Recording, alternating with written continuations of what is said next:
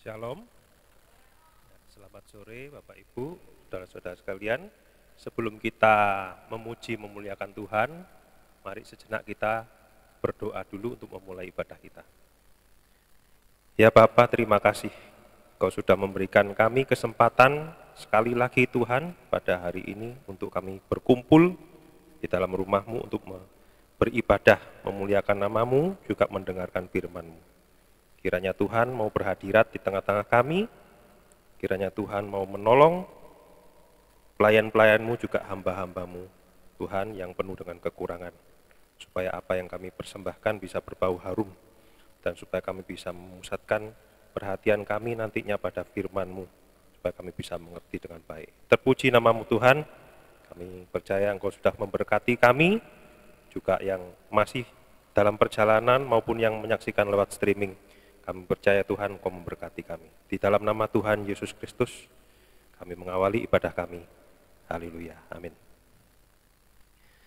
Mari kita mulai ibadah kita dengan menyanyikan satu lagu, Bapa ku naikkan syukur.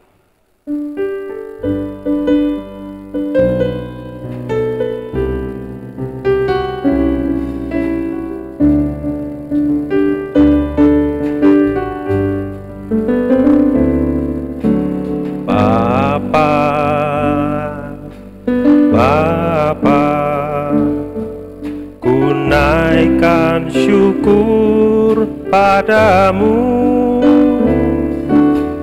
Bapa,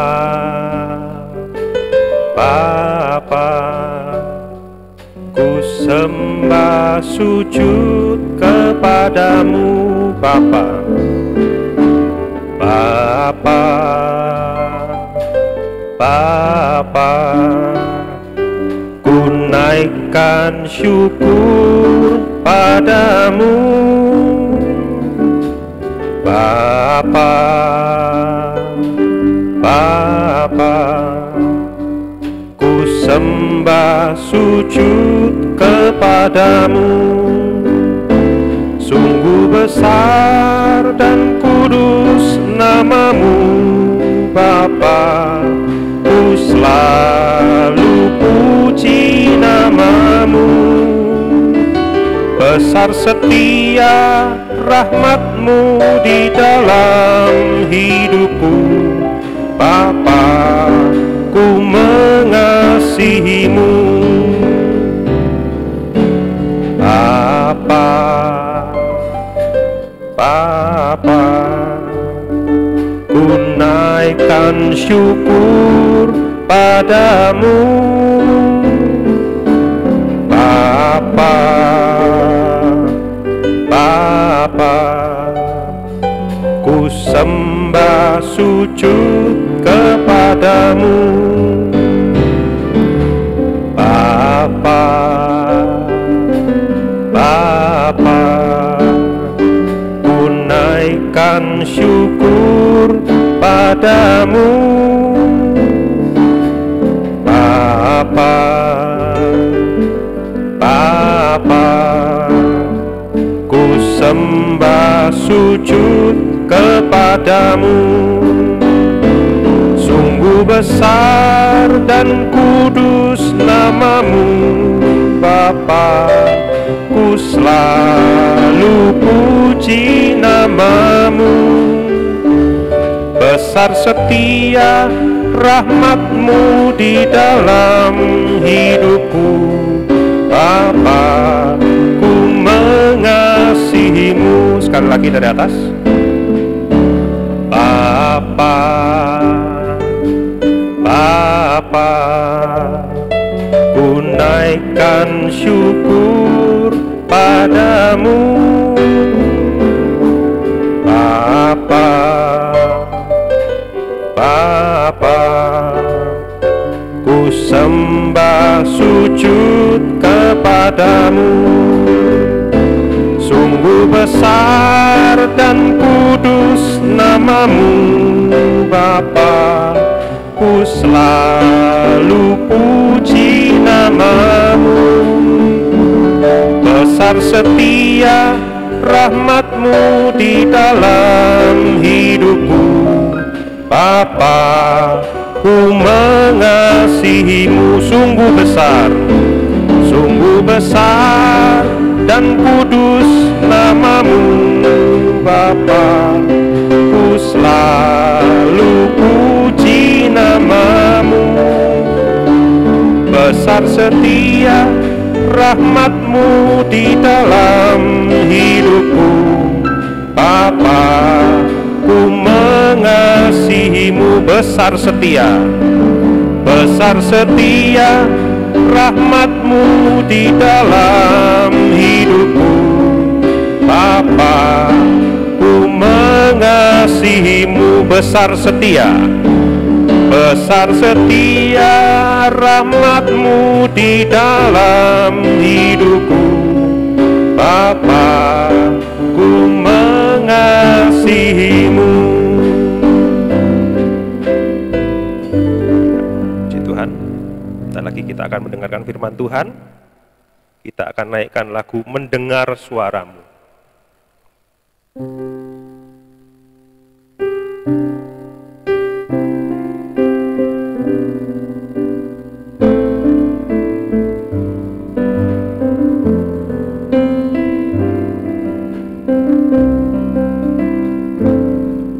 Di hadiratmu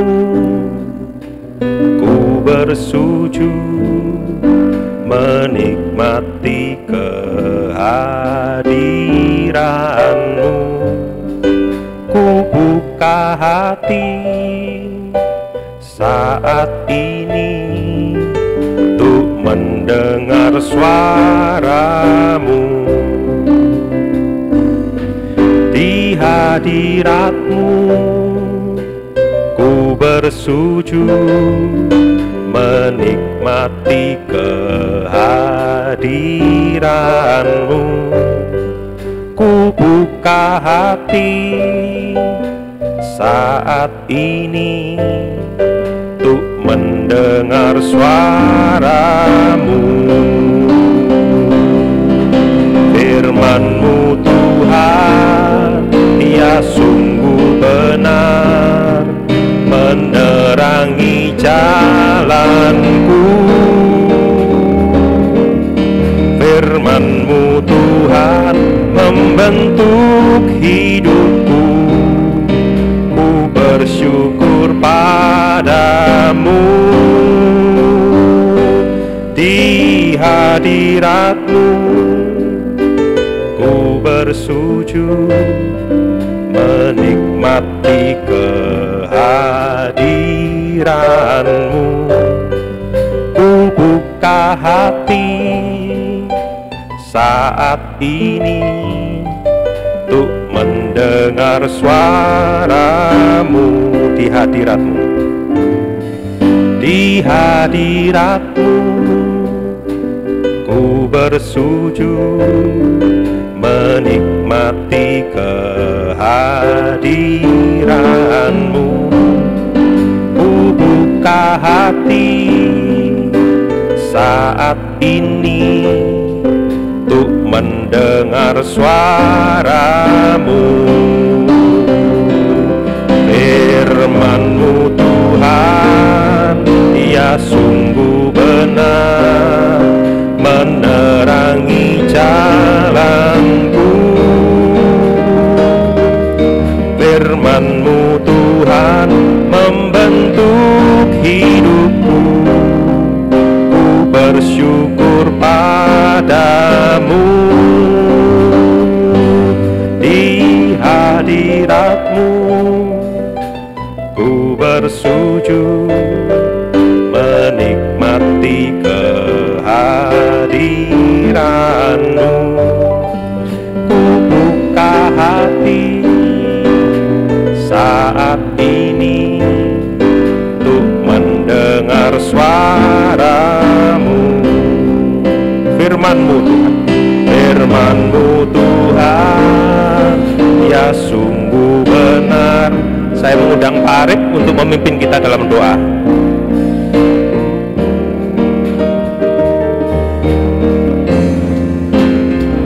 Membentuk hidupku padamu.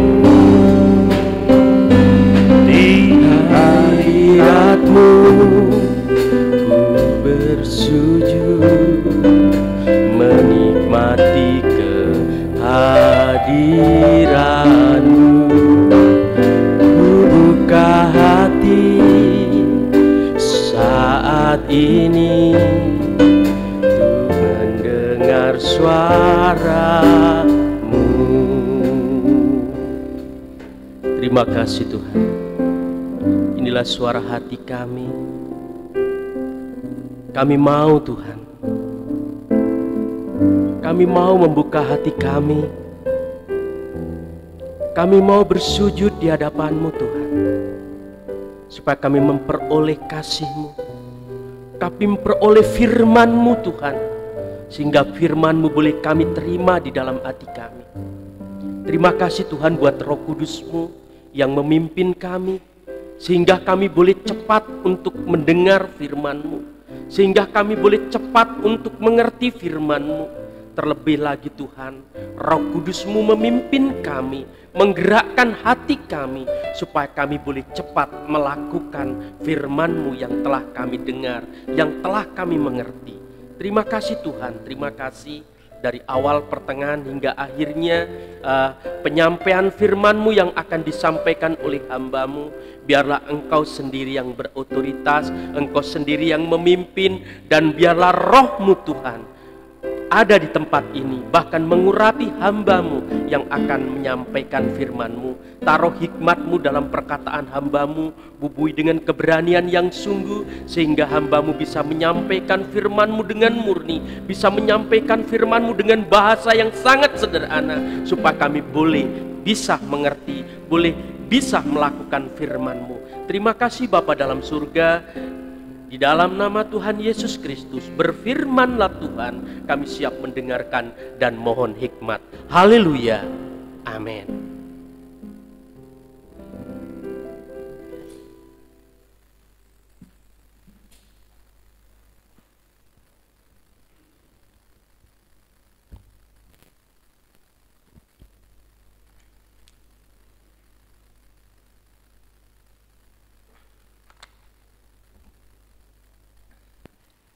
Baiklah saudara-saudara sekalian, tiba saatnya kita akan mendengarkan firman Tuhan. Selamat sore Bapak Ibu. Selamat sore, Shalom. Salam damai sejahtera dari Tuhan Yesus. Kiranya segala rahmat, kasih karunia, damai sejahtera, anugerah Tuhan ada dalam kehidupan kita hari ini kekal sampai selama-lamanya. Memang saudara-saudara sekalian, ada banyak di luar sana mungkin yang menyibukkan diri dengan hal-hal yang lahiriah. Tentu itu tidak sesuatu yang salah, dan itu juga adalah kewajiban kita selama kita hidup di dunia ini, yaitu dengan kita bekerja. Tujuan Tuhan menciptakan manusia awal mulanya adalah untuk mengusahakan tanah itu, atau untuk menguasai ciptaan Tuhan, dan itu memang kewajiban kita bekerja. Namun satu hal yang paling unik di antara semua hal itu, bahwa kita mengambil tempat yang lebih baik daripada mereka, yaitu kita mengerti bahwa hidup ini bukan hanya perkara-perkara yang lahiriah saja, namun ternyata ada perkara-perkara yang rohaniah. Kita melakukan tugas-tugas kita selama kita bekerja, itu adalah kewajiban kita.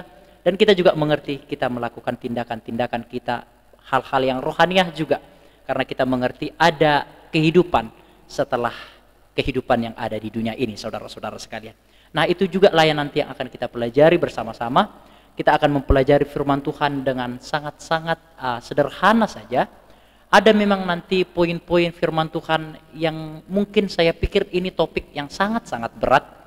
Namun saya akan berusaha dengan semaksimal mungkin untuk menjelaskannya dengan bahasa-bahasa yang sederhana, dengan pelan-pelan saudara-saudara sekalian. Karena bagian-bagian itu sangat jarang dibahas. Atau mungkin saya akan bacakan saja saudara-saudara. Nanti saya akan fokus kepada ayat yang ke-13 dari Matius pasal yang ke-6. Nanti saya akan fokus ke sana, di mana di bagian itu ada buka kurung dan tutup kurung, saudara-saudara sekalian.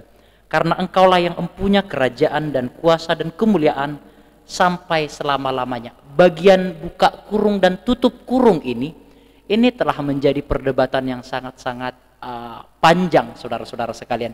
Kenapa ada buka kurung dan tutup kurung itu kan? Itu sesuatu yang bisa kita tanyakan.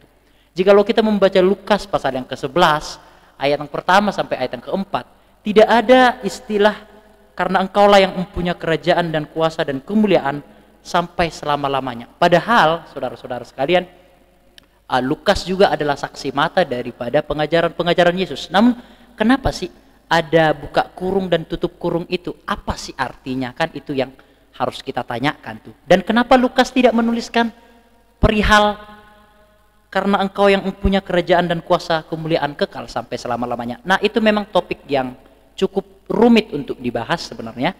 Namun saya akan menyampaikan hal itu supaya saya juga tidak berdosa, karena itu merupakan ilmu yang harus saya sampaikan juga kepada Bapak Ibu saudara-saudara sekalian. Namun sebelum masuk ke sana saudara-saudara, saya rindu kita merefresh ulang kembali. Ternyata setelah membahas kembali doa Bapa kami, saya melihat saudara-saudara sekalian bahwa ada poin-poin penting dari firman Tuhan yang bisa kita pelajari bersama-sama. Mari kita buka Alkitab kita saudara-saudara sekalian dalam Matius, kitab Matius pasal yang ke-6, ayat yang ke-9, 10, 11, 12, 13, 14, dan 15 saudara-saudara sekalian. Yuk kita akan buka Alkitab kita bersama-sama. Kita santai saja, rileks saja untuk mempelajari firman ini. Demikian firman Tuhan. Karena itu berdoalah demikian, Bapa kami yang di surga, dikuduskanlah namamu, datanglah kerajaanmu, jadilah kehendakmu di bumi seperti di surga. Berikanlah kami pada hari ini makanan kami yang secukupnya, dan ampunilah kami akan kesalahan kami, seperti kami juga mengampuni orang yang bersalah kepada kami. Dan janganlah membawa kami ke dalam pencobaan, tetapi lepaskanlah kami daripada yang jahat. Karena engkaulah yang mempunyai kerajaan dan kuasa dan kemuliaan sampai selama-lamanya. Karena jika engkau mengampuni kesalahan orang, Bapamu yang di surga akan mengampuni kamu juga. Tetapi jikalau kamu tidak mengampuni orang, Bapamu juga tidak akan mengampuni kesalahanmu. Saudara-saudara, ada hal yang menarik jikalau kita mempelajari doa Bapa kami. Ada dua profesi yang menggambarkan Allah yang dekat, saudara-saudara. Jadi dahulu saudara-saudara, Allah itu transenden. Transenden itu jauh sekali. Namun ketika di perjanjian baru, setidaknya ada satu istilah atau satu profesi, tanda petik ya, sebenarnya bukan profesi juga sebenarnya sih. Namun ada satu jabatan bisa juga dikatakan, Bapa itu menunjukkan kedekatan kita. Jadi yang dahulunya bangsa Israel berpikir bahwa Tuhan itu begitu transenden tuh, sangat jauh, sekarang menjadi imanen tuh, sangat dekat saudara-saudara sekalian. Jadi berbicara tentang Bapa. Barangkali ini adalah perkataan ketiga atau kata Bapa ketiga yang pertama-tama di dalam perjanjian baru. Di dalam kitab Matius di pasal-pasal sebelumnya ada juga Bapamu yang di surga, Bapamu yang di surga. Namun khusus untuk ayat ini, Yesus langsung mengajar bahwa kamu harus memanggil Allah itu sekarang sebagai Bapa tuh. Jadi barangkali ini sebagai awal mula perintah atau awal mula ajakan untuk murid-murid itu sekarang memanggil Allah itu atau Elohim itu sebagai Bapa yang dekat. Saya tidak tahu apakah pada saat hari itu bangsa Israel merasa Allah itu sangat jauh pada hari itu. Saya tidak tahu konteksnya bagaimana. Saya juga mempelajari ada banyak ternyata bangsa-bangsa Israel yang melihat Allah itu sesuatu yang sangat jauh. Saudara-saudara sekalian, demikian awal mulanya ini saudara-saudara. Bangsa Israel berpikir demikian. Allah itu hanya mengurusi hal-hal yang rohani. Itu poin, itu teologi daripada orang Israel pada umumnya. Mereka berpikir bahwa Tuhan itu hanya mengurusi iman, hanya mengurusi percaya, hanya mengurusi surga. Itu yang ada di dalam presaposisi bangsa Israel, ahli-ahli Taurat dan para murid-murid. Jadi ketika mereka melakukan kewajiban-kewajiban agamanya, bagi mereka sudah melakukan yang terbaik. Walaupun motivasi di dalam melakukan hal itu tidak dihiraukan atau tidak diperdulikan. Yang penting aku melakukan segala kewajiban-kewajiban agamaku. Dan Tuhan itu pasti senang akan apa yang saya lakukan.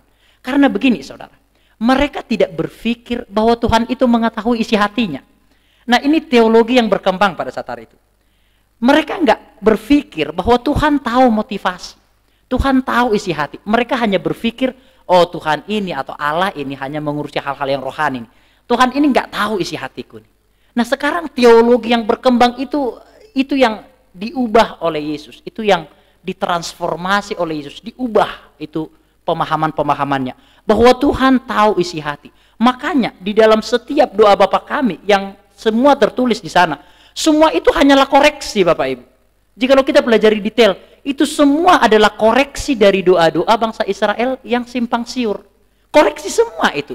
Misalnya, jadilah kehendakmu di bumi seperti di surga. Ini contoh. Doa itu mengibaratkan jadilah kehendak Tuhan. Padahal yang berkembang pada saat hari itu bukan ada kehendak Tuhan, namun kehendak hati dari bangsa Israel. Dapat poinnya saudara-saudara ya? Itu salah satu contoh. Bagaimana kehendak ahli-ahli Taurat itu yang untuk menaikkan elektabilitasnya, untuk diagung muliakan, untuk di respect orang kepada dia dan naik namanya. Kan bukan kehendak Tuhan yang jadi kan? Namun kehendak dari orang itu sendiri. Jadi doa Bapa kami ini sembari mengevaluasi pemahaman mereka yang beranggapan bahwa Tuhan itu adalah sesuatu yang transenden tuh, mengurusi hal-hal yang rohania saja. Sekarang enggak. Tuhan itu juga ternyata mengurusi hal-hal yang lahiriah tuh. Jadi sebenarnya Tuhan ingin sedang berkata Bapak Ibu, di dalam Tuhan enggak ada hal rohania dan lahiriah gitu loh. Makanya nanti di atas itu dikatakan, berikanlah kami makanan yang secukupnya. Sebenarnya Tuhan sedang ingin mengevaluasi itu semua. Doa-doa, motivasi yang salah, perkataan-perkataan yang salah, kehendak-kehendak yang salah, pemikiran-pemikiran yang salah. Sehingga doa Bapa kami ini merupakan kritik yang tajam tuh sebenarnya. Bagi doa-doa atau motivasi dari ahli-ahli Taurat dan orang-orang Farisi pada saat hari itu. Sebenarnya tidak ada hal yang sekuler dan spiritual di dalam Tuhan, enggak ada. Jikalau kita merucut, semua adalah hal yang spiritual di hadapan Tuhan. Semua hal yang rohani Bapak Ibu. Alkitab berkata kepada kita, lakukanlah segala sesuatu seperti engkau melakukannya kepada Tuhan dan bukan kepada manusia. Alkitab juga berkata kepada kita bahwa ketika kita melakukan sesuatu, mari kita mengucapkannya terlebih dahulu khusus dengan menggunakan nama, dalam nama Tuhan Yesus. Kan itu kan kata-kata Alkitab. Sehingga kita bisa melihat presaposisi dari Yesus.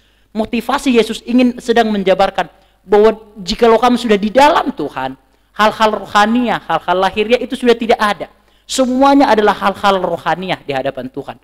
Pekerjaan kita adalah sebagai pelayan kita. Jadi itulah setidaknya master point daripada doa Bapa kami ini, saudara-saudara sekalian.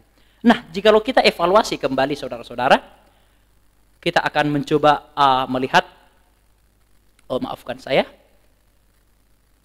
Jikalau kita lihat doa Bapa kami, sebentar, oke. Kita bisa melihat ada dua poin di sana, saudara-saudara. Mengapa menggunakan Bapa kami? Kan begitu kan?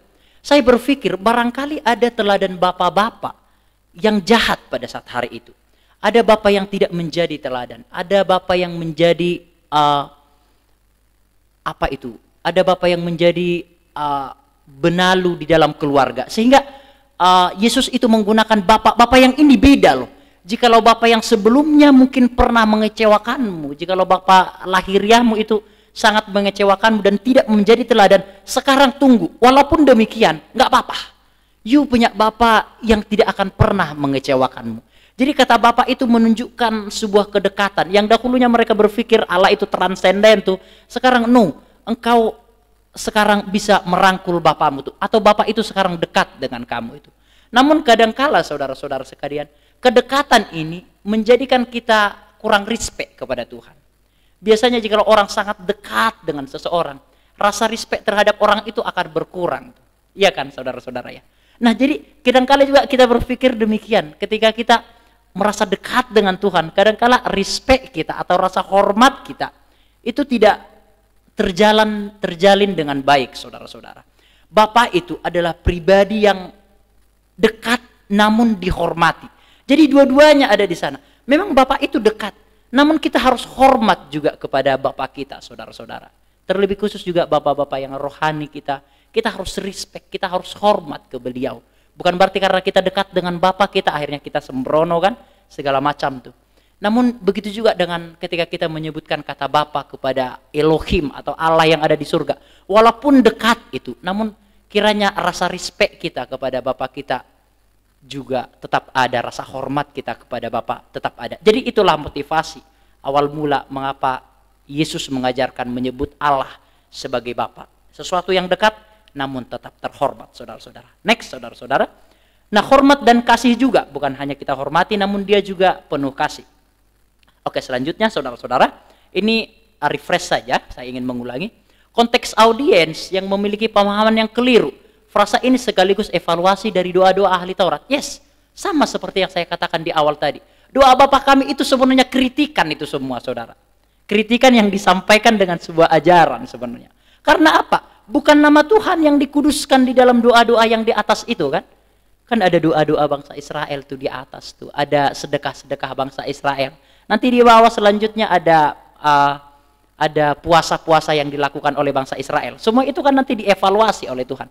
Sehingga doa Bapa kami ini ketika diminta oleh murid itu untuk diajarkan, itu sekaligus evaluasi dari doa-doa yang tidak baik.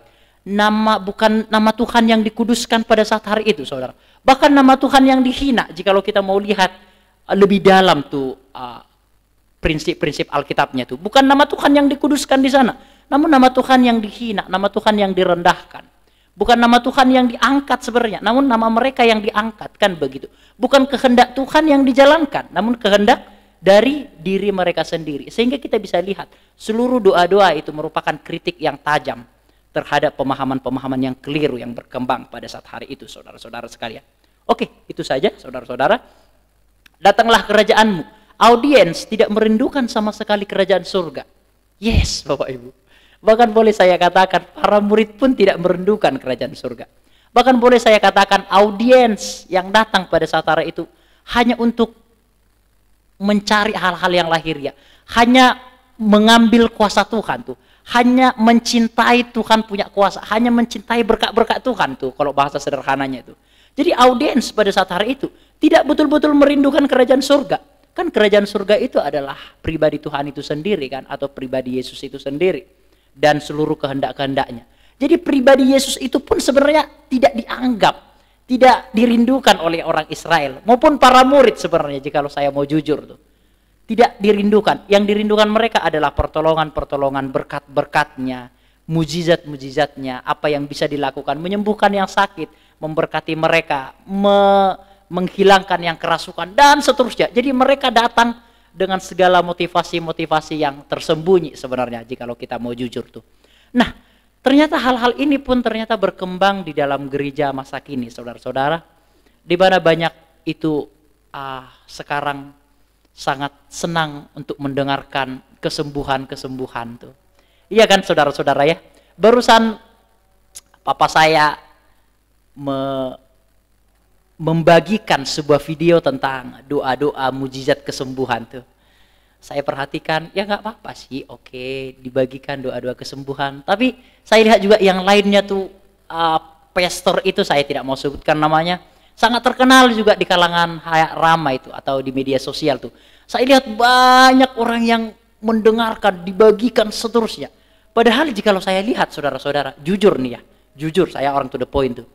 Bahkan tidak ada doktrin di sana. Tidak ada sama sekali pengajaran di sana. Ya, tidak ada pengajaran yang detail tentang prinsip-prinsip dasar-dasar iman Kristen, nggak ada sama sekali. Namun kenapa begitu itu sangat digemari, saudara? Karena apa? Sebenarnya motivasinya cuma satu. Mereka butuh mujizat Tuhan. Mereka butuh berkatnya Tuhan aja. Mereka butuh keajaiban-keajaiban yang bisa memuaskan mereka punya hawa nafsu. Atau mereka ingin supaya kebutuhannya itu terpenuhi. Kan psikologinya kan itu semua sebenarnya, saudara-saudara sekalian. Nah, saya berharap saudara-saudara, kita kekristenan ini tidak tercemar oleh prinsip-prinsip yang demikian. Bahwasanya kita hanya menginginkan berkat-berkat Tuhan saja atau kesembuhan-kesembuhan Tuhan saja, dan juga mujizat-mujizat Tuhan dan seterusnya. Saya berharap doktrin-doktrin itu pun akan selalu diajarkan. Prinsip-prinsip firman Tuhan yang dalam pun saya berharap tetap diajarkan. Namun memang harus disadari, tidak banyak orang yang seperti Bapak Ibu Saudara ini. Gak banyak. Karena saya juga mengerti, saya juga bekerja Bapak Ibu. Kalau bekerja udah capek, dipaksa lagi mikir. Belum lagi masalah yang di rumah kan begitu kan. Belum mungkin kita dimaki-maki tuh di tempat pekerjaan tadi tuh. Belum mungkin karyawan kita bonceng tuh tadi. Jadi ada banyak stres sebenarnya yang kita bawa ketika kita ke gereja ini. Namun setelah di gereja juga kita dipaksa untuk berpikir tuh. Namun saudara-saudara, pada akhirnya saya mengambil satu kesimpulan. Itu saudara, untuk meningkatkan kekuatan kita Bapak Ibu. Serius. Bapak Ibu, saya kasih sebuah contoh saudara-saudara ya. Jikalau Bapak Ibu sampai kepada maksimal batas kekuatan, namun Bapak Ibu tetap paksa Bapak Ibu saudara. Misalnya nih, saya akan kasih contoh tuh. Biasanya kami dulu sampai pada maksimal batas kekuatan untuk latihan Bapak Ibu. Sampai betul-betul jatuh. Capek betul-betul jatuh. Dan pelatih itu selalu bilang gini, kecapean, lelah dan sakit itu hanya ilusi. Jikalau kamu bilang kamu nggak capek, kamu nggak lelah, kamu nggak akan capek, kamu nggak akan lelah. Padahal kita udah jatuh waktu itu, udah jalan berapa puluh kilometer tuh, kita jalan tuh, sambil bawa ransel, udah jatuh semuanya teman-teman. Sakit capek itu hanya ilusi. Jikalau kamu bilang nggak capek, kamu tidak akan capek, kamu tidak akan sakit. Semuanya ada di mindsetmu tuh. Dan memang akhirnya kami, ya aku nggak capek. Aku nggak capek, aku masih punya kekuatan. Bangkit lagi memang kita. Dan itu saya rasakan Bapak Ibu. Maksudnya saya begini, ketika Bapak Ibu Saudara pada maksimal batas kekuatan, mungkin capek di luar namun tetap dipaksa, itu akan menaikkan kekuatan kita Bapak Ibu. Secara jasmania dan secara rohania. Saya sangat-sangat mengerti kondisi Bapak Ibu yang mungkin capek bekerja itu. Namun jikalau kita tetap berpikir, tetap memberikan waktu, ruang untuk otak kita menerima pelajaran-pelajaran yang baik, fisik kita juga akan semakin naik kekuatannya dan pikiran kita itu akan semakin menambah kekuatan kepada kita. Itu yang saya maksudkan Bapak Ibu. Jadi walaupun memang tidak banyak yang suka dengan semua hal-hal ini, namun Bapak Ibu lah orang-orang yang spesial itu, yang mengambil jalan yang sulit namun demi kebaikan kita bersama saudara-saudara sekalian. Jadi saya berharap tidak ada di tempat ini yang hanya memikirkan mujizat-mujizat kesembuhan dan berkat-berkat saja, namun tidak memikirkan doktrin-doktrin atau pengajaran-pengajaran.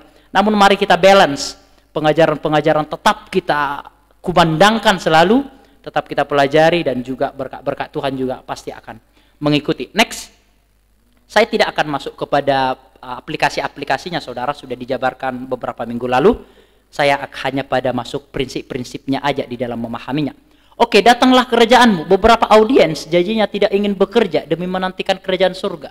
Jadi ada dua orang dalam posisi ini saudara-saudara ketika berbicara datanglah kerajaan. Yang pertama saudara-saudara sekalian, beberapa orang itu tidak mau menantikan kerajaan surga. Itu dulu yang pertama. Ada beberapa orang audiens pada saat hari itu tidak mau menantikan kerajaan surga itu. Tidak mau merindukan kerajaan surga. Mereka masih mau ingin bekerja tuh. Mereka masih tidak mau meninggalkan seluruh kesenangan-kesenangan mereka atau hawa nafsu mereka atau perbuatan-perbuatan jahat mereka. Tidak mau ditinggalkan tuh. Jadi mereka itu, aku belum siap nih datang kerajaan surga nih. Aku belum siap nih kedatangan Tuhan nih. Aku belum siap nih kedatangan Mesias nih. Dan seterusnya. Mereka tidak mau datang kerajaan surga. Makanya Yesus berkata, datanglah kerajaanmu. Karena pada saat hari itu orang tidak merindukan kerajaan surga pada saat hari itu. Namun ada sisi dua orang, saking merindukan kerajaan surga, dia menjadi tidak mau bekerja. Ada orang yang seperti itu. Mungkin jikalau Bapak Ibu ingat, tahun 2000 itu ada yang berkata bahwa kiamat itu kan, tahun 2000 saudara-saudara ya, tahun 2000, 2012 jikalau saya tidak salah. Ada itu di Jogja, sebuah organisasi gereja itu bisa saya katakan tuh. Dijual semuanya, pendeta itu bilang, kamu jual semuanya harta bendamu. Katanya, dijual semuanya, nggak ada bekerja, kita doa tok di gereja. Ternyata setelah 2 bulan menunggu, loh itu benar saudara. Ya, di Jogja tuh, dijual semuanya, berdoa mereka di gereja tuh. Dijual, nggak ada yang bekerja setelah 1 bulan mereka, udah mulai habis uangnya, udah mulai kelang kabut. Dan akhirnya terjadi, mereka menjadi melarat tuh. Kan itu, karena saking menantikan kerajaan surga, bahkan pekerjaan-pekerjaan mereka diasingkan tuh. Nah, namun Tuhan berkata kepada kita, jangan terlalu ke kanan dan jangan terlalu ke kiri. Jangan kita juga tidak mau merindukan kerajaan surga. Sehingga kita terlarut semua di dalam hal-hal yang jasmania ini, saudara-saudara. Namun jangan juga kita menjadi pribadi-pribadi yang terlalu ke kiri itu. Saking merindukan kerajaan surga, nggak mau lagi bekerja, nggak mau lagi berjuang, nggak mau lagi mencari nafkah. Enggak, Tuhan menginginkan di tengah-tengah kita bekerja keras, Tuhan menginginkan bahwa kita juga tetap merindukan kerajaan surga. Saudara-saudara sekalian, ada sebuah kalimat yang indah yang barusan saya dengarkan. Masa lalu itu milik sejarah, masa depan itu milik Tuhan, dan sekarang adalah milik kita. Percaya nggak Bapak Ibu? Sebenarnya kita itu hidup satu hari loh. Percaya nggak? Kita itu hidup satu hari loh. Karena besok kita tidak tahu. Besok bukan milik kita sebenarnya. Masa lalu itu milik sejarah, masa depan itu milik Tuhan, future, sesuatu yang tidak kita tahu, misteri. Milik kita hanya satu hari ini Bapak Ibu. Jikalau kita mau jujur, hanya hari inilah kita hidup sebenarnya tuh. Karena misteri apa yang di depan. Jadi kita bisa lihat tuh, yang sudah berlalu itu sudah milik sejarah, yang di depan ini milik Tuhan, yang hari ini atau sebelum nanti matahari terbit kembali, itu baru milik kita Bapak Ibu Saudara. Itulah maksud saya, mari lakukan setiap yang terbaik yang Bapak Ibu punya selama Bapak Ibu hidup di dunia ini. Perpanjangan umur yang diberikan, satu hari kok kita hidup sebenarnya. Mari kita lakukan, diberikan satu hari, besok juga diberikan satu hari. Lakukan selalu yang terbaik, lakukan yang selalu yang terbaik saudara-saudara sekalian. Jadi itu poin yang saya bisa jabarkan kepada saudara-saudara. Nah sekarang mungkin minggu lalu saya pernah berkata, apa yang akan saudara lakukan jikalau besok itu kiamat itu, ya kan? Mungkin saya akan refresh, tidak mengapa, saya jarang-jarang tuh merefresh. Mungkin akan membagikan traktat kita semua. Mungkin akan minta maaf kita sama pegawai-pegawai kita, sama karyawan-karyawan kita. Mungkin kita akan langsung berdoa, berpuasa tuh. Karena besok akan kiamat tuh. Oh, mempersiapkan diri. Yes, itu sesuatu yang sangat baik semuanya itu. Namun sebenarnya saudara-saudara, walaupun besok itu kerajaan surga datang atau kiamat, saudara-saudara, lakukanlah pekerjaan seperti sedia kala. Itu poinnya saudara. Kenapa? Itu menunjukkan kekonsistenanmu, imanmu, kekonsistenan imanmu di dalam menjalani kehidupan ini saudara. Jadi konsisten tetap engkau bekerja aja. Makanya Martin Luther King berkata saudara-saudara, dan Agustinus berkata, walaupun besok itu kiamat, saya akan tetap menanam jagung. Itu menunjukkan sebuah hal yang sangat dalam sekali sebenarnya perkataan itu. Walaupun besok itu kiamat, saya akan tetap menanam jagung tuh. Karena itu menunjukkan konsistensi imannya yang tidak munafik tuh. Karena besok itu kiamat, maka sekarang baru doa puasa kan. Itu kan menunjukkan level iman yang di bawah tuh saudara-saudara. Namun tetaplah kita lakukan pekerjaan kita, kendati pun besok itu kiamat, tetaplah lakukan seperti sedia kala Bapak Ibu melakukannya. Oke, saya udah baca ini.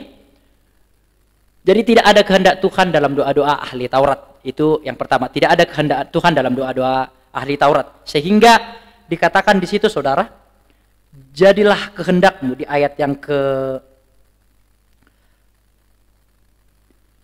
ke-10 di situ dikatakan, datanglah kerajaanmu, jadilah kehendakmu di bumi seperti di surga. Saya sudah menjabarkan di dalam doa-doa bangsa Israel tidak ada kehendak Tuhan namun kehendak mereka sendiri. Namun sekarang Tuhan mengevaluasi itu, bahwasanya kehendak Tuhanlah yang terjadi, bukan kehendak kita, saudara-saudara. Nah, di situ juga ada dikatakan berdoa, berikanlah kami pada hari ini makanan kami yang secukupnya, berbicara tentang doa demi kepentingan banyak orang, dan juga berbicara tentang permintaan-permintaan yang tidak serakah. Nah, ini penting nih, permintaan-permintaan yang tidak serakah, permintaan-permintaan yang tidak over, permintaan-permintaan sesuai dengan kebutuhan kita Bapak Ibu. Karena doa itu mengajarkan kita kesederhanaan sebenarnya. Mengajarkan kita tidak serakah. Mengajarkan kita bersandar Bapak Ibu. Karena berikanlah kami pada hari ini. Untuk hari ini dia doakan. Bukan untuk 1 tahun dia doakan. Enggak, tapi berikanlah kepada kami hari ini loh. Makanan yang secukupnya. Karena apa? Karena besok juga dia akan berdoa dengan konsep yang sama. Berikanlah kami hari ini kembali. Sehingga itu menunjukkan kebergantungan yang mutlak kepada Tuhan di dalam setiap pekerjaan-pekerjaannya Bapak Ibu. Itu menunjukkan kedekatan kepada Tuhan, itu menunjukkan ketidakserakah, itu menunjukkan kebergantungan yang mutlak kepada Tuhan. Dan itu juga menunjukkan doa demi kepentingan banyak orang. Karena di situ dikatakan, berilah kami pada hari ini makanan kami yang secukupnya. Sama seperti Elia yang berdoa demi kepentingan banyak orang. Elia berdoa supaya turun hujan, maka turun hujan. Elia berdoa tidak turun hujan, maka tidak turun hujan. Elia berdoa demi bangsanya, demi kepentingan banyak orang. Demikian juga kita saudara-saudara, mungkin kita akan berdoa hari ini lebih range-nya lebih kepada luas saja. Jangan selalu intern kepada diri kita sendiri. Jikalau seperti itu, apa bedanya nanti kita dengan ahli-ahli Taurat dan orang-orang Farisi yang hanya berdoa demi kepentingan, motivasi, dan kehendak mereka sendiri. Namun mari kita berdoa hari ini untuk kepentingan banyak orang. Makanya saya sangat senang di hari Senin itu kita berdoa bareng-bareng, selalu tekun, selalu semangat demi kepentingan banyak orang. Kita berdoa kepada bangsa kita, gereja-gereja Tuhan, sidang jemaat, pergumulan-pergumulan dari sidang jemaat. Kita selalu doakan loh Bapak Ibu. Tiap hari Senin itu didoakan tuh semuanya. Itu demi kepentingan para orang, saudara-saudara. Oke, makanan yang secukupnya di sini adalah makanan secara fisik. Nah, beberapa orang ternyata salah menafsir, berikanlah kami makanan secukupnya. Berbicara tentang makanan yang rohani. Hal ini tidak sama sekali berbicara tentang makanan yang rohani itu. Namun jelas-jelas ayat itu sedang berbicara makanan secara jasmani. Sehingga ketika kita menafsirkan itu makanan yang rohani, itu sesuatu yang kurang tepat sebenarnya.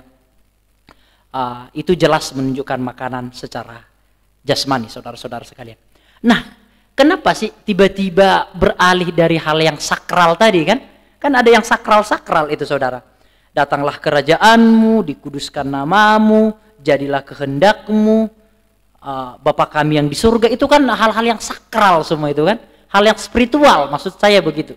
Namun tiba-tiba beralih kepada berikanlah kami makanan yang secukupnya. Beralih kepada hal-hal yang sekuler tuh. Namun sebenarnya tidak Bapak Ibu. Itu yang di awal saya katakan. Yesus sedang ingin mengevaluasi semua hal-hal itu. Bagi orang Yahudi, hal-hal makanan itu adalah bukan urusan Tuhan tuh. Bagi ahli-ahli Taurat dan orang-orang Farisi itu bukan urusan Tuhan tuh sekarang tuh. Tuhan hanya mengurusi iman, hanya mengurusi surga, hanya mengurusi kepercayaan, hanya mengurusi ibadah, dan Tuhan hanya berkuasa di situ gitu loh. Itu teologi mereka yang berkembang. Nah, Tuhan sekarang mengajarkan ternyata enggak. Di dalam Tuhan tidak ada sebenarnya hal-hal yang sekuler lagi, tidak ada hal-hal yang sekuler dan spiritual tuh. Semua di hadapan Tuhan kudus tuh. Semua di hadapan Tuhan itu mulia tuh. Semua di hadapan Tuhan pelayanan Bapak Ibu Saudara. Baik sebagai guru, baik sebagai tukang bengkel, baik sebagai pengusaha, baik sebagai semuanya tuh, jualan apa saja, baik marketing, semuanya di hadapan Tuhan. Serius Bapak Ibu. Semua di hadapan Tuhan itu adalah pelayanan Bapak Ibu. Inilah yang membedakan kita dengan berbagai agama yang berkembang tuh. Karena segala yang kita lakukan adalah bentuk pelayanan kita kepada Tuhan. Lakukan segala sesuatu seperti melakukannya untuk Tuhan. Dan juga lakukanlah segala tindakan-tindakanmu dengan mengucapkan di dalam nama Tuhan Yesus lebih dahulu. Itu kan sebuah prinsip yang mengurung kita sebenarnya. Bahwasanya kita ini dalam segala hal adalah pelayanan di hadapan Tuhan, saudara-saudara. Jadi hal ini sebenarnya tidak sedang berbicara hal yang sekuler sekarang. Enggak. Yesus sedang ingin mengevaluasi bahwa Tuhan mengurusi semuanya Bapak Ibu. Jadi Tuhan bukan hanya berkuasa hal-hal yang rohania tuh. Namun Tuhan juga berkuasa atau mengurusi hal-hal yang jasmaniah menurut kita. Karena di hadapan Tuhan semuanya sama di hadapan Tuhan pekerjaan kita ini saudara-saudara sekalian. Oke. Makanan yang secukupnya, jangan hidup dualisme. Itu juga mungkin berbicara demikian. Karena ahli-ahli Taurat dan orang-orang Farisi itu dualisme berhidupnya saudara-saudara. Apa yang artinya dualisme itu? Dualisme itu adalah dia yang memiliki karakter yang berbeda tergantung tempatnya tuh. Itu dualisme tuh. Jadi ketika di gereja dia seperti malaikat, namun ketika di luar dari ibadah atau bait suci, dia malaikat juga tapi malaikat jatuh mungkin itu. Jadi itu memang yang terjadi pada saat hari itu, saudara-saudara. Yes, yang terjadi pada saat hari itu memang itu. Dualisme kehidupan dari ahli-ahli Taurat dan orang-orang Farisi. Mereka mulia di gereja, di bait Allah, mereka sangat terkenal dengan kebaikannya. Namun di belakang setelah itu kan, mereka itu kan bersekongkol kan mereka dengan pemerintahan Romawi kan. Kan jabatan ahli-ahli Taurat dan orang-orang Farisi itu kan jabatan yang terikat pada pemerintahan Romawi itu saudara-saudara sekalian. Jadi sangat dualisme kehidupan mereka.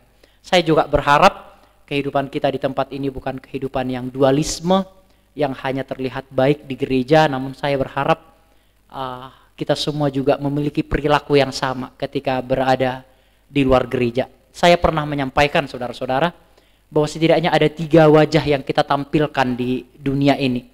Yang pertama wajah yang kita tampilkan di kalayak ramai. Kalayak ramai itu. Yang kedua wajah yang kita tampilkan di gereja. Yaitu di gereja dan di keluarga tuh. Sama aja gereja dan keluarga. Namun yang ketiga, wajah yang hanya kita tampilkan kepada diri kita sendiri, atau wajah yang tidak kita tampilkan kepada orang lain. Dan itulah wajah kita yang sebenarnya. Dapat konsepnya saudara-saudara ya? Ada wajah yang kita tampilkan di khalayak ramai itu, saya tidak tahu. Apakah kita jadi aktor di luar sana, saya tidak tahu. Ada wajah yang kita tampilkan di gereja ini atau di keluarga. Namun ada satu wajah yang tidak pernah kita tampilkan, dan itulah sebenarnya jati diri kita yang sesungguhnya. Saya berharap kita menampilkan satu wajah, apakah itu di keluarga, di masyarakat, dan di kehidupan berbangsa dan bernegara. Saya berharap kita tetap menampilkan satu wajah.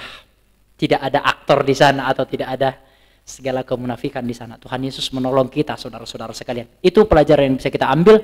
Mari kita tidak mencontoh ahli-ahli Taurat dan orang-orang Farisi yang hidup dualisme di dalam kehidupan mereka. Namun mari kita hidup dengan satu wajah yang kita tampilkan. Amin. Nah, saudara-saudara sekalian, saya akan fokus kepada, saya tidak akan lagi membahas ampunilah kami akan kesalahan kami, karena itu sudah detail kita pelajari, sehingga itu akan membuang waktu tuh. Menurut saya, Bapak Ibu nanti bisa lihat kembali penjabaran-penjabaran tentang forgiveness. Namun saya tidak akan skip poin itu. Jangan membawa kami dalam pencobaan, lepaskanlah kami daripada yang jahat. Oke, saya akan sedikit membahas tentang ini karena minggu lalu tidak sempat dibahas. Nah, jangan membawa kami ke dalam pencobaan. Pencobaan apa yang dimaksud? Yang di atas itu, saudara-saudara. Bagi mereka yang tidak mau mengampuni itu konteksnya tuh. Jadi bagi orang yang tidak mau mengampuni kesalahan-kesalahan sanak saudaranya, itu saudara-saudaranya, keluarganya, dia akan jatuh ke dalam pencobaan-pencobaan tuh. Makanya harus diampuni. Makanya dikatakan jangan bawa kami dalam pencobaan. Jikalau saudara tidak mengampuni sanak saudara, akan banyak pencobaan-pencobaan yang kita alami, saudara-saudara sekalian. Akan banyak pencobaan-pencobaan yang datang kepada kita, saudara. Namun dari doa ini berkata, jangan bawa kami ke dalam pencobaan, tapi lepaskanlah kami dari yang jahat. Nah, hal ini sedikit kontras dengan apa yang ditulis oleh kitab Yakobus. Atau mungkin saya salah kitab, saya tidak tahu, nanti boleh dikoreksi. Ada satu ayat Alkitab yang berkata demikian. Berbahagialah mereka yang jatuh ke dalam berbagai-bagai pencobaan. Kitab Yakobus ya, jika saya tidak salah. Nanti bisa dikoreksi. Nah, ini sedikit kontras. Kenapa di sini janganlah bawa kami ke dalam pencobaan, namun di sisi kitab yang lain berkata, berbahagialah mereka yang jatuh ke dalam berbagai-bagai pencobaan. Nah, ini kan sesuatu yang harus kita pikirkan. Alkitab itu tidak ada yang kontradiksi, saudara. Enggak ada. Tergantung sudut pandang mana kita menjabarkannya, saudara-saudara sekalian. Mengapa, saudara-saudara? Alkitab itu paradoks, bukan kontradiksi. Paradoks itu seolah-olah bertentangan, namun ternyata tidak, saudara-saudara. Tergantung latar belakang, konteksnya apa, gitu loh. Konteksnya apa, latar belakangnya apa, itu nanti akan menolong kita memahami. Nanti juga akan saya berikan contoh nanti, yang mungkin Bapak Ibu akan terberkati dengan contoh akan saya berikan. Nah, mengapa di sini disebutkan supaya kita jauh dari pencobaan? Namun sementara di kitab lain berbahagialah mereka yang jatuh dalam berbagai-bagai pencobaan. Begini, saudara, pencobaan itu kan ada dua kan? Kata yang dipakai sama sebenarnya. Ada pencobaan dari mood yang negatif, ada pencobaan dari mood yang positif. Pencobaan dari mood yang negatif sering diistilahkan sebagai ujian. Saya ulangi, saudara-saudara ya. Pencobaan dari mood yang positif sering disebutkan sebagai ujian. Untuk membedakannya aja. Namun sebenarnya kata yang dipakai sama, saudara-saudara. Kata yang dipakai sama. Namun, jikalau mood yang negatif itu disebutkan sebagai pencobaan. Dari mood yang positif sering disebutkan sebagai ujian, saudara-saudara sekalian. Namun kata yang sebenarnya itu adalah pencobaan, sama aja. Tergantung moodnya, apakah itu mood yang positif atau mood yang negatif. Jikalau moodnya positif, dia akan dibedakan menjadi ujian tuh. Nah, hal ini saudara-saudara adalah dari mood yang negatif, saudara-saudara. Jauhkanlah kami dari berbagai-bagai pencobaan, itu dari mood yang negatif. Apa bedanya ujian dengan pencobaan? Oke, saya akan bedakan itu ya, saudara-saudara ya. Memang sama katanya pencobaan. Namun saya akan memilah pencobaan dari mood yang positif, saya istilahkan sebagai ujian ya. Dan pencobaan dari mood yang negatif, saya istilahkan sebagai pencobaan saja. Nah, sekarang apa perbedaan antara pencobaan dan ujian tuh? Jikalau pencobaan, itu pasti konotasinya jahat. Konotasinya menjatuhkan. Konotasinya untuk menurunkan kita, atau mendaunkan kita, atau membuat kita murtad tuh. Itu kalau ada pencobaan dalam mood yang negatif. Sama seperti pencobaan yang diberikan oleh dicobai itu Ayub tuh kan, dicobai iblis tuh kan, dari mood yang negatif tuh saudara-saudara. Supaya Ayub menghujat Tuhan kan. Jadi pencobaan dari mood yang negatif selalu untuk menjatuhkan, untuk merendahkan, untuk membuat kita murtad, untuk menjauhkan kita dari Tuhan. Pencobaan dari mood yang negatif. Nah, namun kalau pencobaan dari mood yang positif, yang kita istilahkan sebagai ujian, beda. Motivasinya beda. Motivasi pencobaan dari mood yang negatif itu untuk menjatuhkan, menjauhkan kita dari Allah. Namun pencobaan dari mood yang positif yang kita istilahkan sebagai ujian, motivasinya untuk mendekatkan kita kepada Tuhan. Nah, itu poinnya saudara-saudara sekalian. Nah, jadi yang ada di dalam kitab Yakobus itu barangkali nanti boleh dikoreksi, itu adalah pencobaan dari mood yang positif tuh. Berbahagia mereka yang dicobai dalam berbagai hal tuh, karena pencobaan dalam mood yang positif itu untuk menaikkan iman kita, mendekatkan kita, diri kita kepada Tuhan. Makanya pencobaan yang dilakukan oleh iblis kepada Ayub, Tuhan ubah. God intervensi. Jadi kalau Bapak Ibu pernah saya menjabarkan itu, diubah menjadi pencobaan yang positif tuh kepada Ayub, supaya Ayub semakin bersandar kepada Tuhan. Jadi itu yang di sini adalah pencobaan dari mood yang negatif. Jauhkan kami berpencobaan-pencobaan itu loh, yang tidak mau mengampuni yang di atas itu loh. Jadi pencobaan yang dari mood yang negatif itu yang dijauhkan dari kita. Namun jikalau kita ada dalam pencobaan-pencobaan dalam mood yang positif, saudara-saudara, berbahagialah mereka yang dicobai dari mood yang positif, karena dari situlah kita belajar, saudara-saudara sekalian. Lihatlah saudara-saudara, kita bisa sampai sejauh ini kan? Lihatlah saudara-saudara, jikalau tanpa darah-darah yang kau curahkan di belakang, kita nggak akan bisa sampai sejauh itu. Ingat nggak? Iya nggak sih? Jikalau nggak berdarah-darah kita di belakang sana tuh, ngesot-ngesot kita di belakang sana, jatuh-jatuh terlunggang langgung kita di sana, kita nggak akan bisa sampai karakter yang seperti ini. Enggak kan?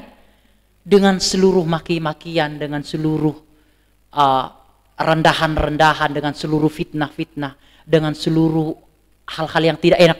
Justru itu yang membuat kaki kita berdiri tegap hari ini. Iya nggak sih?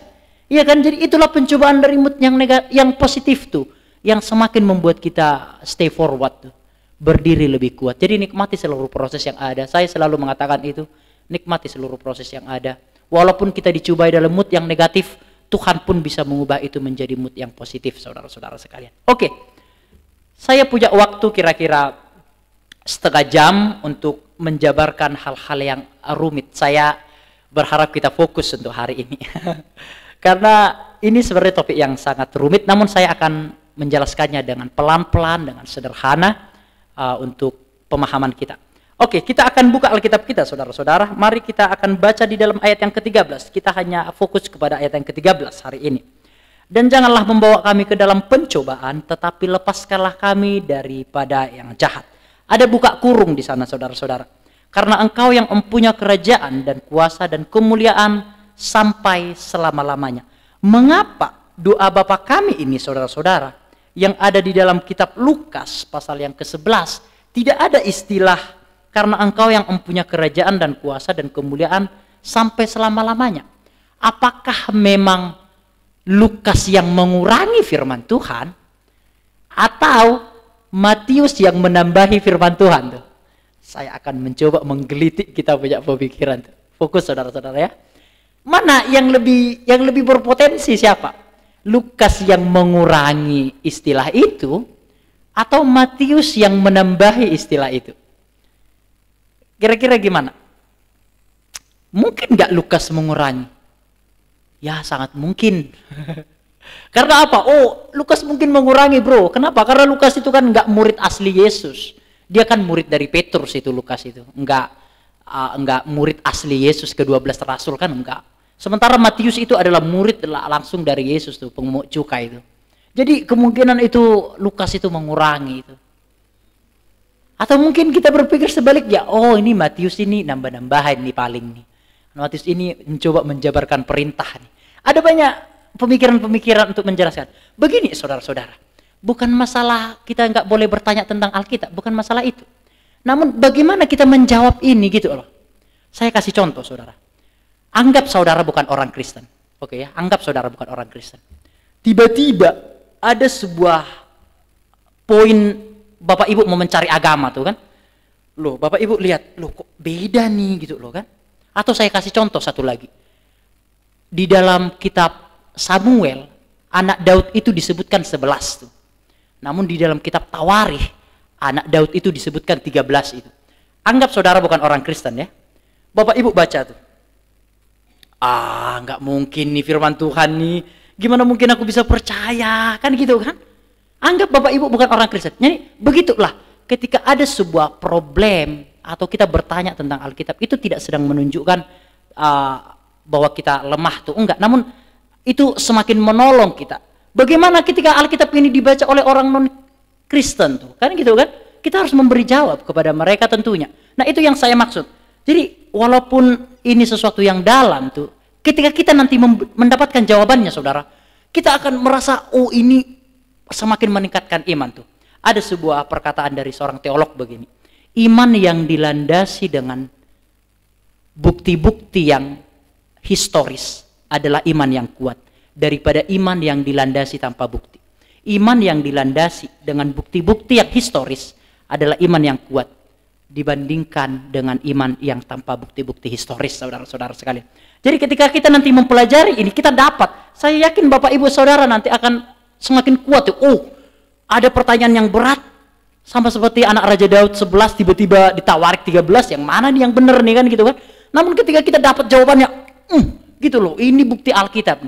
Nanti pun kita akan lihat jawabannya ini. Kenapa Lukas tidak menulis? Kenapa Matius menulis?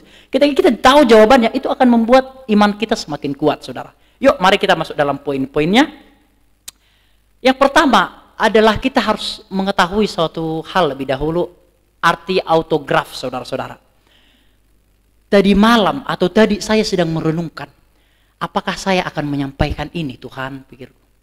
Karena bagi orang yang level imannya kuat, tidak masalah, serius Bapak Ibu. Namun bagi orang yang level imannya nggak kuat, ini akan melemahkan. Dosen saya sering berkata begini, poin ini tidak harus engkau sampaikan kepada jemaat. Namun jikalau engkau menimbang jemaat itu dewasa, poin ini boleh kamu sampaikan. Nah saya menimbang lama tuh. Kami udah 4 tahun di sini. Saya pikir udah seyogianya lah saya harus menyampaikan fakta-fakta yang faktual memang. Bagi orang yang dewasa imannya ini tidak menjadi masalah. Namun bagi orang yang lemah imannya, ini mungkin akan menjadi masalah bagi dia. Namun saya meyakini Bapak Ibu sudah dewasa di sini. Yang pertama saudara-saudara, bahwa tulisan-tulisan dari penulis-penulis Alkitab, baik itu Matius, Markus, Lukas, Yohanes, dan seluruh perjanjian lama, baik itu Raja Daud, Musa, tulisan-tulisan mereka sudah nggak ada Bapak Ibu. Nggak ada lagi tulisan-tulisan mereka. Mengapa tulisan-tulisan mereka nggak ada? Sudah hilang tulisannya. Karena apa? Tulisan-tulisan itu ditulis di perkamen-perkamen, di papirus, di kulit-kulit binatang, di kulit-kulit kayu. Sehingga berapa puluh tahun itu sudah nggak bisa lagi itu dipergunakan tuh. Sehingga tulisan-tulisan original atau sering kita sebutkan sebagai autograf itu memang nggak ada lagi semuanya. Semuanya itu nggak ada. Baik itu tulisan Yohanes pun nggak ada. Kita hanya punya apa Bapak Ibu? Kita hanya punya salinan-salinannya. Karena begini, saya akan kasih contoh saudara-saudara ya. Saya akan masuk contoh ini aja. Paulus menulis surat kepada jemaat yang di Roma, hanya satu tulisan tangan Paulus. Jadi tulisan kitab Roma itu kan, di dalam perkamen itu kan, di dalam kulit kayu, di dalam papirus, kulit binatang. Kan dulu kan nggak ada kertas yang seperti sekarang kan. Dan itu sebesar ini saudara. Dan untuk membawanya itu, kitab itu dahulu digendong, saudara, dipikul gini loh. Kitab itu. Dan itu mungkin hanya beberapa pasal itu sudah segini besarnya. Karena mahal itu papirus, kulit binatang, kulit kayu mahal waktu itu. Jadi itu. Jadi Paulus menulis surat jemaat di Roma, hanya satu tulisan tangan Paulus. Surat kiriman Paulus ini diperlukan di jemaat Efesus. Diperlukan di jemaat Efesus tulisan kitab Roma ini. Maka mereka menyalin tulisan tangan Paulus ini, disalin dianya. Supaya tinggal di Roma dan tinggal di Efesus tulisan-tulisan ini loh. Nah setelah itu terkadang menyalin dari salinan, demikian seharusnya sehingga bermunculallah manuskrip. Jadi autograf itu adalah teks originalnya, tulisan-tulisan para nabi dan rasul. Manuskrip itu adalah salinan-salinan dari autografnya. Oke, dapat sekarang ya, pelan-pelan saudara-saudara ya, pelan-pelan kita. Oke. Autograf itu tulisan original dari para murid, para rasul, para nabi. Namun itu semua udah nggak ada, hilang semua, udah hangus itu semua. Kita cuma punya manuskrip atau salinan-salinan dari autograf itu, saudara-saudara sekalian. Nah itulah makanya bermunculan banyaknya salinan-salinan. Jadi kitab Roma itu disalin supaya ada di kitab Efesus disalin lagi, kan ditulis saya kitab Efesus kan, disalin dikirimkan ke Roma, ke Filipi, ke Kolose, saling tukar-tukar itu semua saudara. Jadi beribu-ribu salinan lah, sehingga kita bisa rumuskan tuh satu penemuan 5.800 naskah bahasa Yunani, manuskrip itu loh.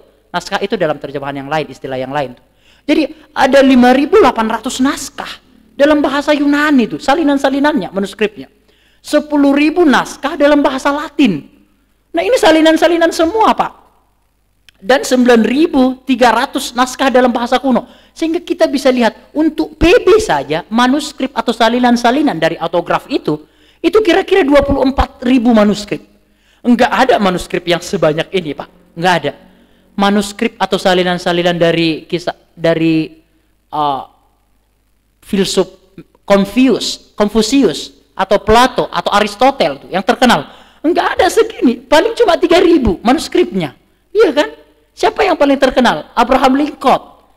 Enggak ada yang seperti ini. Namun Alkitab saudara, manuskrip salinan-salinannya itu 24.000 untuk PB tok, belum perjanjian lama tuh.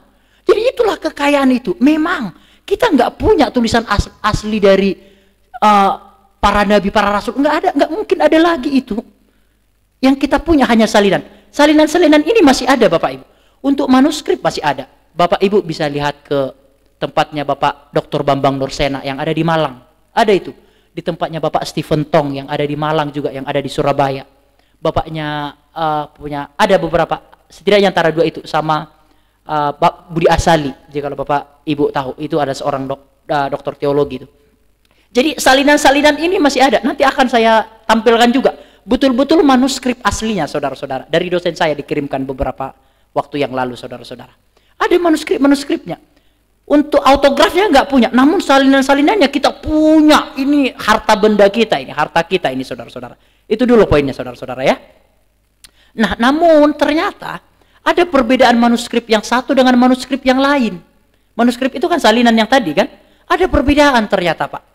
Bahkan ada ayat-ayat tertentu yang ada di manuskrip yang satu tetapi tidak ada di manuskrip yang lain. Bapak Ibu pasti langsung sudah menangkap poinnya. Kenapa tidak ada di kitab Lukas namun ada di kitab Matius? Karena manuskripnya. Jadi manuskripnya itu ada yang menuliskan berbeda, tidak dituliskan, namun di Matius dituliskan. Inilah yang menjadi dilema kita Pak. Ada di satu manuskrip salinan itu kan, saya istilahkan salinan aja ya. Salinan itu ada yang menuliskan, namun ada yang tidak menuliskan. Mengapa tidak dituliskan? Ada dua kemungkinan. Pertama dikurangi. Yang kedua kita tahu ternyata salinan itu kan. Saya akan tampilkan saja saudara-saudara ya. Nah ini manuskrip asli saudara. Yang sebelah kanan saya itu adalah manuskrip perjanjian lama. Yang sebelah kiri saya adalah manuskrip perjanjian baru. Lihatlah Bapak Ibu. Udah banyak yang kelopek-kelopek dianya. Iya kan? Sehingga bawah-bawah itu kan dari apa tuh? Dari kulit binatang kan? Sehingga terkelupas lah dianya. Di bawah itu nggak ada lagi loh gitu loh. Namun si penerjemah Alkitab atau si penyalin Alkitab harus jujur terhadap manuskrip itu. Apa yang ada di sini itu yang saya tulis gitu loh. Si penulis atau si penerjemah Alkitab itu dia harus jujur terhadap manuskrip yang ada. Dia tulislah. Makanya di dalam kitab Lukas tidak dituliskan istilah karena engkau yang mempunyai kerajaan kemuliaan kekal sampai selama-lamanya. Karena di manuskrip salinan dari kitab Lukas nggak ada di bawahnya itu. Barangkali mungkin apakah itu ketika dibalik itu pada ujung-ujungnya itu mungkin kena air atau apa, kulit kayunya udah rusak, kulit binatangnya udah rusak. Namun kan si penulis Alkitab itu harus jujur, makanya tidak ada saudara-saudara sekalian. Nah itu kiranya menolong kita di awal dulu. Pelan-pelan ya saudara-saudara ya. Oke, nah beberapa hal yang lain juga, perbedaan-perbedaan itu kita kasih contoh saudara-saudara ya. Yuk kita buka, karena ini jarang kita baca dan mungkin akan jarang Bapak Ibu dengarkan. Dan mungkin akan hanya sekali mungkin Bapak Ibu dengarkan, nggak apa-apa. Kita coba lihat di dalam Matius pasal ke-17 ayat 20. Matius pasal yang ke-17 ayat yang ke-20. Ini salah satu contoh, saudara-saudara. Dikatakan di situ ayat 20 dan 21 kan. Nah, 21 ada buka kurung tutup kurung di sana. Jenis ini tidak dapat diusir kecuali dengan berdoa dan berpuasa. Di dalam kitab Markus atau Lukas tidak dituliskan buka kurung dan tutup kurung ini. Apa alasannya? Manuskrip yang tadi. Mungkin ada sedikit yang tidak jelas tuh. Nah, itu. Namun di dalam Matius ditulis sehingga dibandingkan, sehingga dibuka kurung dan tutup kurung tuh. Itu contohnya, saudara-saudara ya. Coba kita akan bahas dua lagi aja, karena ada banyak sebenarnya saya tampilkan. Kita coba baca di dalam Markus pasal yang ke-9. Markus pasal yang ke-9 ayat yang ke-43. Oke. Dan 44. Langsung saja ke ayat yang ke-44 ya. Di tempat itu ulatnya tidak akan mati dan apinya tidak akan padam. Mengapa menggunakan buka kurung dan tutup kurung? Karena itu tadi di beberapa manuskrip itu berbeda. Salinan-salinan itu kan ada 24.000 salinan kan? Salinan-salinan kok nggak dituliskan ini ya? Tapi di sini kok dituliskan ya? Di mana yang benar? Makanya dibuka kurung, tutup kurung. Harus jujur terhadap salinan-salinan yang ada pada saat hari itu. Namun nanti bisa dijelaskan. Oke, yang terakhir saudara-saudara. Lukas 11 ayat 1 sampai 4. Lukas 11 ayat yang pertama sampai ayat yang keempat. Langsung saja ke ayat yang kedua, saudara-saudara. Ini doa Bapa kami, ya kan? Jawab Yesus kepada mereka, apabila kamu berdoa, katakanlah, Bapa, dikuduskanlah namamu, datanglah kerajaanmu, berikanlah kami setiap hari makanan kami yang secukupnya, dan ampunilah kami akan kesalahan kami, sebab kami pun mengampuni setiap orang yang bersalah kepada kami, dan janganlah membawa kami ke dalam pencobaan. Tidak ada bagian yang terakhir yang kita baca itu. Karena engkau yang punya kerajaan, kuasa, kemuliaan kekal sampai selama-lamanya. Enggak ada. Karena apa? Di dalam manuskrip Lukas tidak ada. Salinannya itu enggak ada loh. Kan terpisah-pisah semua ini kan. Seperti yang saya katakan itu loh. Dikirim ke sana, dikirim ke sini. Terpisah-pisah semua ini. Sehingga salinan-salinan memang yang tidak ada istilah itu harus jujur terhadap teks-teks yang ada. Salinan-salinan yang memang ada hal itu harus jujur juga terhadap poin-poin atau salinan yang ada. Ketika menerjemahkannya ke dalam bahasa Indonesia maksud saya. Harus jujur terhadap salinan-salinan yang ada itu. Oke. Kita masuk saudara-saudara ya. Oke. Apakah bagian-bagian ini ada, sehingga ada dua opsi untuk menjelaskan hal ini. Mengapa ditentukan boleh dipakai atau enggak. Kan begitu kan. Ini kan berbeda nih kan. Kita coba bayangkan tuh. Oh, di Lukas berbeda, di Matius enggak berbeda. Ada tambahan tuh. Apakah kita pakai kah? Gitu kan? Dipakai enggak ini? Sementara di Lukas enggak ada. Jikalau mau dikorup supaya lebih supaya tanpa celah istilahnya kan? Enggak usah kita pakai supaya cocok sama kitab Lukas, gitu kan? Namun Alkitab tidak seperti itu. Si penerjemah itu harus jujur terhadap dokumen-dokumen yang ada. Jadi ada dua opsi untuk menentukan apakah ini dipakai atau enggak. Opsi yang pertama adalah apakah bagian-bagian ini ada pada manuskrip-manuskrip yang lebih tua? Sehingga kita mau lihat tuh, di mana yang lebih tua, Lukas atau Matius? Nanti diruluk tuh. Oh, ternyata Lukas yang lebih tua tuh. Atau mungkin Matius yang lebih tua tuh. Sehingga prinsipnya yang lebih tua yang lebih original, kan begitu kan? Ini udah masuk ke hal-hal yang dalam ini. Saya berharap Bapak Ibu masih dapat mengikuti. Sehingga yang lebih tua manuskrip atau salinannya yang lebih dipercaya, kira-kira begitu. Sehingga yang lebih tua, yang lebih muda harus mengikuti yang lebih tua. Karena itu tulisan-tulisan yang pertama-tama tuh. Itu opsi yang pertama. Yang kedua, apakah bagian itu didukung oleh mayoritas manuskrip yang ada atau tidak? Sehingga dilihat tuh, dari sekian banyak salinan-salinan, ada berapa sih salinan yang tidak memiliki istilah yang dibuka kurung tutup kurung itu? Dilihat, oh ternyata banyak, ternyata manuskrip salinan-salinan yang tetap menuliskan itu. Oh berarti yang tidak menuliskan itu barangkali ada kerusakan perkamen, ada kerusakan di dalam salinan-salinan yang ditulis di kulit-kulit kayu dan kulit-kulit binatang. Nah kira-kira gitu. Nanti dua opsi ini setidaknya menentukan tuh apakah kita gunakan atau tidak tuh. Nah, sementara saudara-saudara, jikalau kita lihat di dalam manuskrip, kita fokus kepada Matius pasal yang ke-6 itu ya. kita melihat bahwa ternyata tidak ada bagian itu di dalam naskah-naskah yang lebih tua ternyata, saudara. Benar Bapak Ibu, naskah di dalam kitab Matius ini, yang tadi, yuk kita baca lagi ya. Jangan kaget saudara ya. Ayat yang ke-13, Matius 6 ayat yang ke-13. Karena engkau yang empunya kerajaan dan kuasa dan kemuliaan sampai selama-lamanya. Tidak ada di manuskrip-manuskrip yang tua, saudara-saudara. Nggak ada lihatnya. Oh berarti bro, ini ditambahin oleh Matius nih. Tunggu dulu, sabar sih. Belum tentu itu saudara. Namun fakta membuktikan yang buka kurung tutup kurung ini tidak dituliskan di dalam manuskrip-manuskrip yang lebih tua. Apakah itu di Lukas, apakah itu di manuskrip-manuskrip yang ada, tidak dituliskan. Terus kenapa itu ada? Tunggu, kita akan jawab saudara-saudara. Bagian itu ditambahkan oleh bapak-bapak gereja sebagai penutup doa itu atau doksiologi. Jadi bagian itu sebenarnya ditambahkan oleh bapak-bapak gereja, Pak. Ditambahkan. Tapi tunggu dulu. Nanti Bapak Ibu bilang gini, oh kalau gitu itu Alkitab nggak sepenuhnya firman Tuhan dong. Karena kan ditambahin oleh bapak-bapak gereja. Tunggu dulu. Bapak-bapak gereja itu tidak menambahi sesuatu yang di luar dari firman Tuhan. Seperti ini saudara-saudara. Doksiologi ini karena engkaulah yang mempunyai kerajaan dan kuasa dan kemuliaan sampai selama-lamanya. Itu merupakan rangkuman dari pujian yang ada di dalam 1 Tawari 29 ayat 10 sampai 13. Kita bisa lihat. Jadi biasanya jemaat mula-mula atau gereja-gereja mula-mula dilihat kan jika kita lihat kan, dan janganlah membawa kami ke dalam pencobaan. Selesai. Hal itu tidak sesuai dengan tradisi yang ada pada saat hari itu yang berkembang gereja mula-mula. Harus ditutup seluruh doa itu. Itu tradisi yang berkembang di gereja mula-mula. Sehingga sepakatlah bapak-bapak gereja itu, oh ini harus kita tutup ini. Namun kita tutup pun bukan dengan mau kita sendiri. Namun harus sesuai dengan firman Tuhan.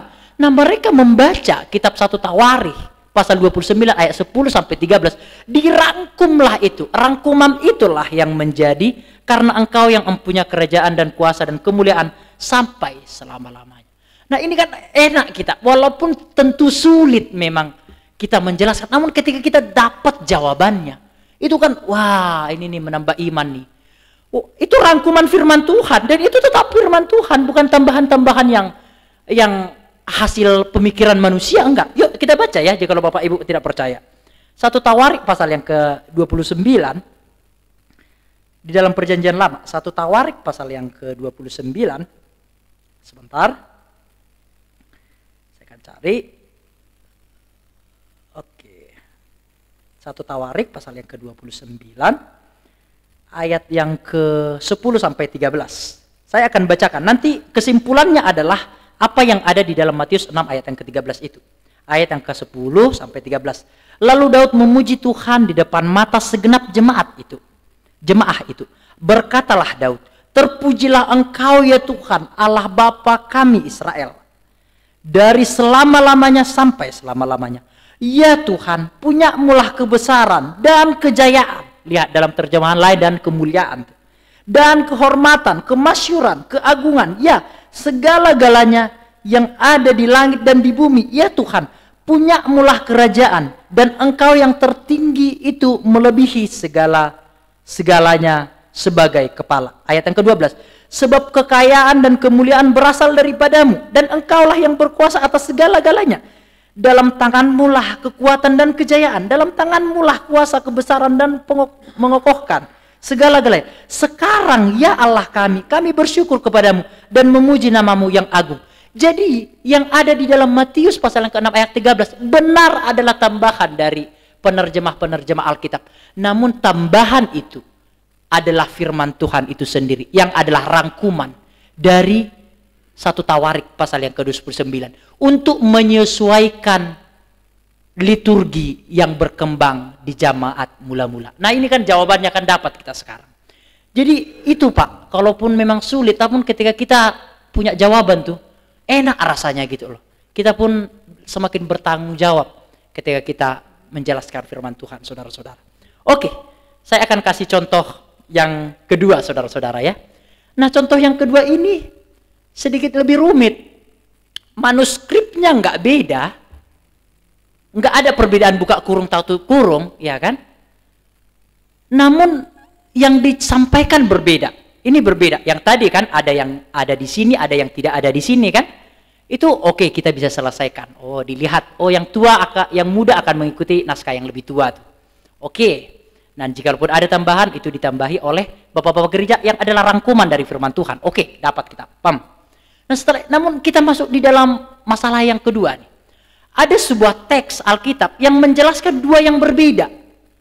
Tidak ada perbedaan manuskrip loh ya. Namun manuskrip ini sama-sama menjelaskan yang berbeda nih. Yang satu manuskrip atau salinan itu menjelaskan jumlah anak Daud itu 11 orang. Di dalam 2 Samuel 5 ayat yang ke-13. Yuk kita baca ya bareng-bareng ya. 2 Samuel 5 ayat yang ke-13. 2 Samuel 5 ayat yang ke-13 dan sampai 16. Kita akan lihat anak Daud ini dituliskan 11 orang. Nanti Bapak Ibu bisa baca ya. Karena jika saya membaca sambil menghitung agak susah sebenarnya. Daud mengambil lagi beberapa gundik dan istri dari Yerusalem setelah ia datang dari Hebron, dan bagi Daud masih lahir lagi anak-anak lelaki dan perempuan. Inilah anak-anak yang lahir bagi dia di Yerusalem. Syamua 1, Sobab 2, Natan 3, Salomo 4, Yibhar 5, Elisua 6, Nefek 7, Yafia 8, Elisama 9, Eliada 10, dan Elifelet 11. Oke ya, 11 anak Daud ya. Oke. Sekarang kita coba bandingkan di dalam 1 Tawarikh pasal yang ke-14. 1 Tawarikh pasal yang ke-14 ayat yang ke-3 sampai 7. Oke. 1 Tawarikh pasal yang ke-14 ayat yang ke-3 sampai ayat yang ke-7. Demikian. Oh, sebab maafkan. Oh, ini dari ayat yang pertama ya, nggak apa-apa. Kita akan baca dari anak-anak yang pertama. Inilah anak-anak Daud yang lahir bagi dia di Hebron. Anak sulung ialah Amnon dari Ahinoam, perempuan Yisrael. Anak yang kedua ialah Daniel dari Abigail, perempuan Karmel. Anak yang ketiga ialah Absalom, anak Maka, yakni anak pertama perempuan Talma, raja Gesur. Anak keempat ialah Adonia, anak Hagit. Anak yang kelima ialah Sefaka dari Abital. Anak keenam ialah Yitream dari Ekla, istrinya itu. 6 orang lahir bagi dia di Hebron, di mana ia memerintah 7 tahun 6 bulan lamanya, dan 33 tahun lamanya ia memerintah di Yerusalem.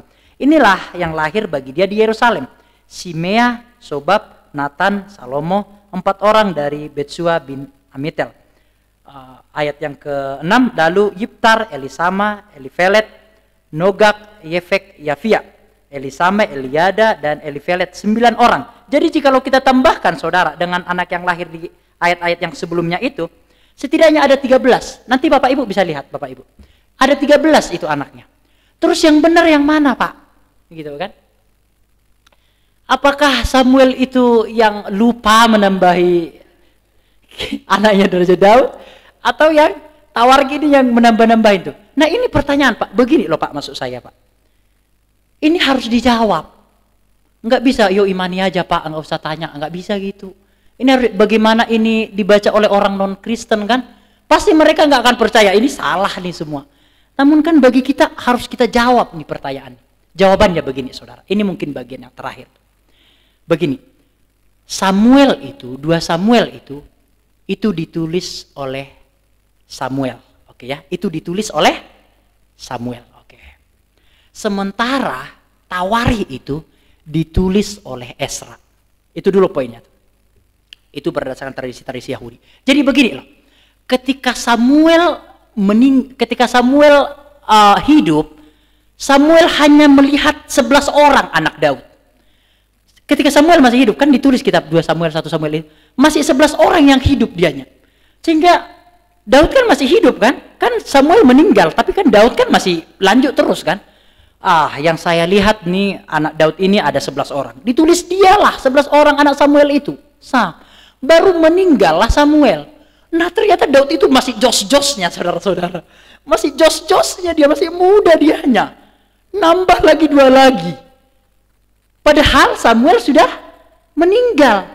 Nah ditulislah oleh Ezra yang lahir kemudian, yang masih hidup. Karena 1 Tawarikh, 2 Tawarikh itu ditulis oleh Ezra. Nah ini kan jawaban ini dam gitu loh. Semakin Iman itu kan semakin kuat gitu loh. Semua bisa diselesaikan jikalau kita menurut kepada prinsip-prinsip Alkitab yang dalam. Itu loh maksudnya Pak. Kan jikalau kita begini kan, mana yang benar? Dua-duanya benar. 13 orang ketika sudah meninggal Samuel tuh. Namun ketika masa Samuel masih 11 orang, tambah lagi 2, jos-josnya masih dianya. Masih semangat-semangatnya dianya. Jadi tambah lagi 2 anaknya gitu loh Pak, Bu. Jadi dapat sekarang ya. Permasalahannya sekarang kita selesaikan. Yang tadi juga masalah kitab Matius juga kita selesaikan. Sebenarnya bisa kita selesaikan masalah-masalah yang ada. Oke, itu saja mungkin yang ingin saya sampaikan. Sebenarnya saya ingin, atau inilah bagian terakhir saudara-saudara ya. Oke, saya akan menyampaikan ini sebagai bagian terakhir. Lihatlah Pak, bahwa sebenarnya Alkitab kita itu tidak ada perikop. Terjemahan aslinya itu nggak ada Pak. Baik itu salinan-salinan, manuskrip itu kan salinan kan, nggak ada perikopnya Pak. Perikop, ayat, pasal itu nggak ada. Sehingga Pak, dengan segala hormat tidak boleh merohanikan itu semua. Apakah itu perikop, pasal, ayat, itu nggak boleh. Itu semua adalah ditambahkan oleh LAI untuk mempermudah kita memahami hal itu. Sehingga saya memikirkan waktu itu saudara-saudara. Terus bagaimana sebelum adanya ayat-ayat ini, bagaimana dong Daud? Ya sulit. Berarti jikalau jemaat mula-mula dahulu nggak ada ayat-ayatnya untuk mengetahui satu prinsip Alkitab, dia harus baca dari awal sampai akhir. Iya kan? Dia harus baca dari awal sampai akhir sampai tahu oh ini ternyata berbicara tentang ini. Karena nggak ada ayat dan pasal pada zaman itu. Dan penulis-penulis Alkitab pun atau salinan-salinan itu pun nggak ada ayat-ayat dan pasal-pasal. Namun ketika ditambahkan ayat-ayat dan pasal itu menolong kita sebenarnya. Namun kerap kali itu menjadikan kita melepaskan ayat-ayat itu dari konteks yang ada. Itulah makanya selalu saya sampaikan, lihat selalu konteks yang ada. Karena pada saat hari itu tidak ada ayat dan pasal. Untuk mengetahui arti sebuah ayat, dia harus baca dari rulut ayat. Bayangkan kitab Roma Pak. Dia mau bahas kitab Roma pasal yang ke-9, dia harus baca dari Roma pasal yang pertama. Untuk mengetahui prinsip yang ada dalam kitab Roma itu. Kan sesuatu yang menyulitkan. Namun sebenarnya justru itulah yang membuat kita tahu kronologi sebenarnya daripada surat itu kan. Namun tidak mengapa jika LAI sudah menambahkan ini sangat menolong kita. Namun kiranya ini tidak membuat kita melupakan konteks-konteks yang ada saudara-saudara. Karena ayat-ayat Alkitab itu adalah firman Tuhan yang memperbekali kita semua. Ya demikian yang bisa saya sampaikan saudara-saudara. Oh satu lagi. Saya punya waktu 5 menit tuh. Dan tulisan-tulisan itu saudara-saudara tidak ada huruf vokal. Ketika salinan-salinan itu kan nggak ada huruf vokalnya tuh. Hanya nggak ada a i u e o, nggak ada. Hanya huruf-huruf yang itu aja saudara. Tapi kenapa bisa saudara-saudara sekalian? Nggak ada huruf vokal di sana. Tapi kenapa bisa? Ya karena orang Israel itu gampang aja karena itu budaya mereka gitu loh. Jadi untuk menuliskan kata yang itu cuma y dan g. Kamu K dan M, semua S, M, H, S, M, semua S, M, gitu aja. Karena K, R, N, itu aja. Kenapa tidak ada huruf vokal Pak? Karena mahal perkamen-perkamennya, kulit binatang itu mahal, papirus itu mahal. Jadi penulis itu atau salinan-salinan itu, ditulis itu harus sesingkat mungkin, nggak ada spasi bahkan. Nggak ada spasi, nggak ada huruf vokal, bayangkan. Namun tetap bisa dibaca. Kenapa? Karena orang Israel itu sudah akrab dengan itu. Kita kasih contoh saudara-saudara ya. Kita kasih contoh, nggak ada spasi kan. Ya ini kita Indonesia bisa membaca ini walaupun tidak ada spasi. Ataupun saya hilangkan huruf vokalnya ini pun bisanya Bapak Ibu membaca ini. Ya kan. Saya makan daging lezat sehingga saya jadi besar. Ya kan. Bisa dibaca. Atau Kak Daud ganteng sekali. Wih, bisa dibaca. Karena apa? Kita akrab dengan bahasa Indonesia gitu loh.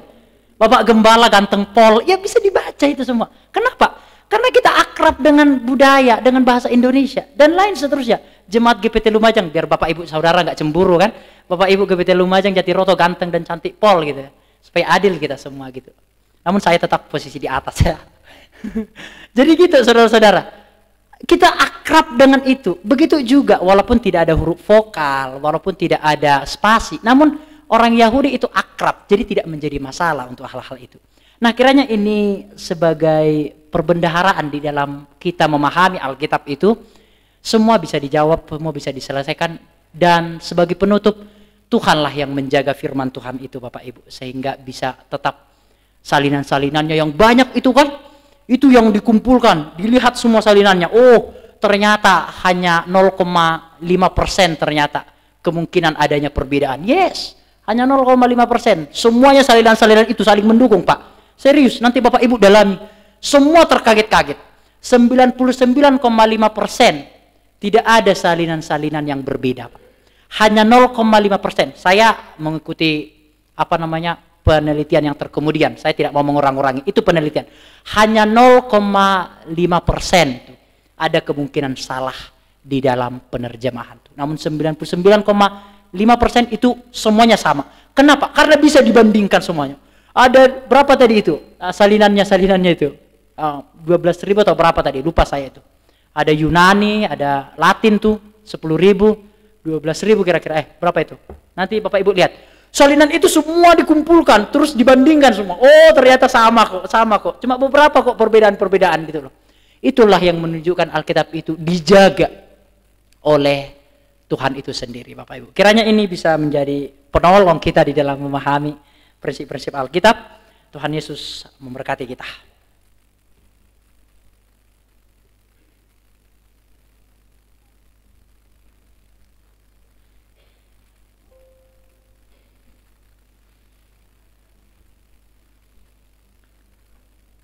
Kita akan nyanyikan lagu yang pertama, Pak, izin. Siap.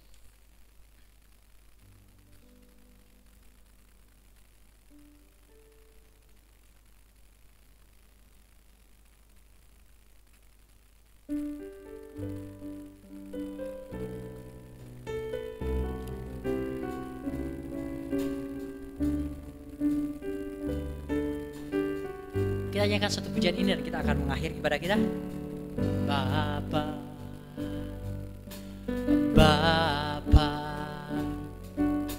ku naikkan syukur padamu.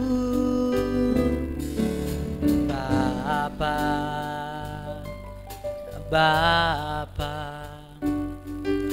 ku sembah sujud kepadamu. Refren.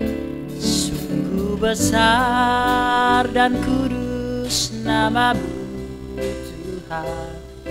Bapa, ku puji namamu. Besar setiamu di dalam hidupku. Bapa, ku mengasihimu. Refresh. Sungguh besar dan kudus namamu Bapa, ku puji namamu.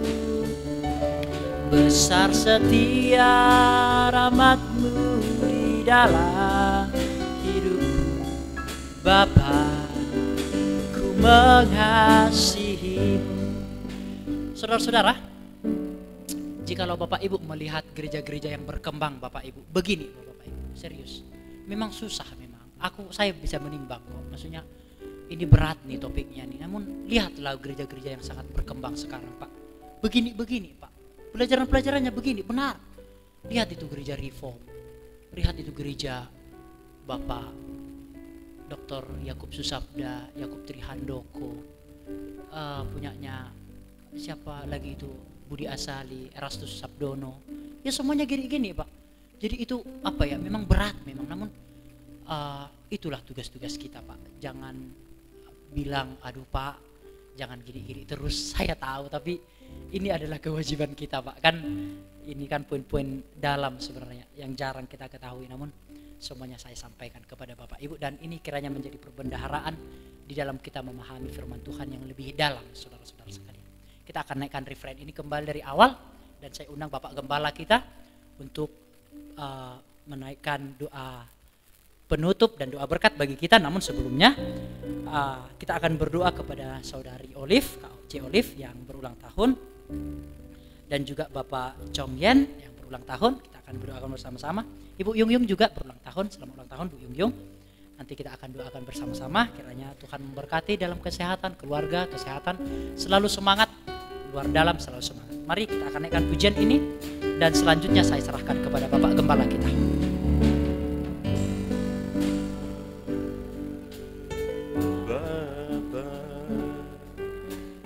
Naikkan syukur padamu Bapa, Bapa, sembah sujud kepadamu, sangat kudus namamu Bapa.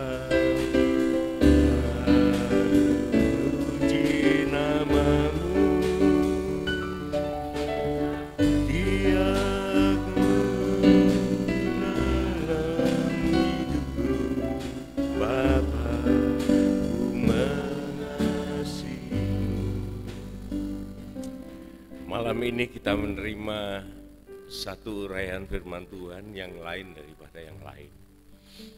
Oleh karena ceritanya firman Tuhan yang baru kita dengar ini adalah sesuatu yang sifatnya belak-belakan.